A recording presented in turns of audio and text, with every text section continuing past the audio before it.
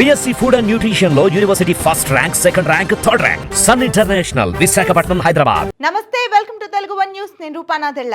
అడ్డెడ్డే జగన్ అసెంబ్లీకి రాడా? ఇప్పుడెలా? నిన్నటి ఎన్నికల్లో జగన్ కి ఏపీ జనం పక్కనుండు అని డిసైడ్ చేశారు. అందుకే 11 సీట్లతో సరిపెట్టారు. తొక్కలే ఆ సీట్లతో అసెంబ్లీకి వెళ్లేదేంటి అనుకున్నారు. అసెంబ్లీకి వెళ్ళడానికి మొహం చెల్లట్లేదో గానీ మొత్తానికి జగన్ అసెంబ్లీకి వెళ్ళకూడదని అనుకుంటున్నట్లు తెలుస్తోంది. అడ్డడ్డే జగన్ అసెంబ్లీకి వెళ్ళకపోతే ఆంధ్రప్రదేశ్ ప్రజలు చాలా విషయాలు మిస్ అవుతారు కదా.